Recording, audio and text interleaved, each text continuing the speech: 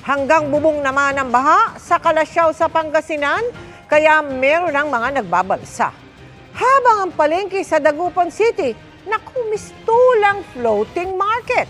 Mula sa Dagupan City, nakatutok live si Jasmine Gabriel Galban ng GMA Regional TV. Jasmine. Mel, tuloy-tuloy ang monitoring ng PDRRMO sa mga major river system sa Pangasinan lalo pat may mga ilog ng umapaw na dahilan ng pagbaha sa ilang lugar sa probinsya. Halos umabot na sa bubong ng kainan na ito ang baha sa Barangay Lasip, Kalasyaw, Pangasinan. Pinasok ng baha ang daan-daang kabahayan sa barangay, kaya ang mga residente nagbabalsa na lang. Kaninang umaga, nirescue ng otoridad ang ilang residente sa barangay dahil sa lakas ng agos ng baha. Compared po sa nakaraang taon na baha, medyo mataas po ito at the same time, mabilis po yung pagtaas ng tubig. Sa monitoring ng Kalasyaw MDRRMO, umapaw na ang Marusay River. Sa ngayon, 17 barangay ng apektado ng pagbaha.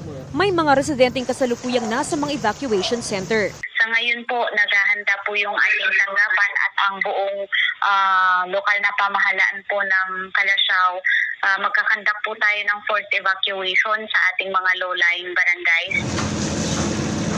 Baha rin ang dinanas ng mga bahay sa tabing ilog sa Dagupan City. Kabilang si Cheryl na ngayon lang daw pinasok ng baha ang bahay. Sobrang lalim kasi yung tubig ngayon. Di ko nga po alam kung paano ko i-rescue yung mga anak ko. Kasi po napasukan na po yung mga kwarto nila. Pinasok na rin ng baha ang ilang iskinita. Halos malubog na ang mga nakaparadang sasakyan sa bahaging ito ng barangay. Ang ilang residente, minabuting magtanggal ng basura sa kanal upang maibsan ang baha.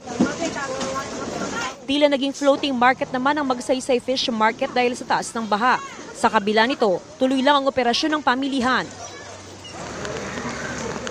Nagmistulang ilog naman ang kalsada sa Barangay Anolid sa Mangaldan. Lumulusong na sa baha ang mga residente na pupunta sa bayan. Mahigit 1,700 na kabahayan ang binabaha ngayon sa Barangay Anolid at posibleng madagdagan pa ito kung magtutuloy-tuloy ang buhos ng ulan dulot ng habagat.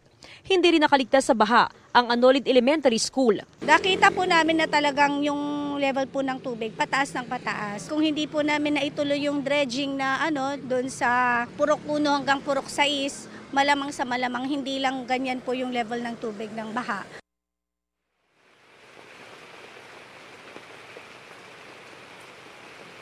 Mel, nakastandby ang mga rescue personnel ng PDRRMO, ganun din ang iba't ibang LGUs para agad makaresponde sakaling may mga rescue operation. Samantala, sa mga oras na tutuloy-tuloy naman yung forced evacuation na isinasagawa sa mga residente na nakatira sa mga low-lying area sa Kalasyaw, Pangasinan. Mel? Maraming salamat sa iyo, Jasmine Gabriel Galban ng GMA Regional TV.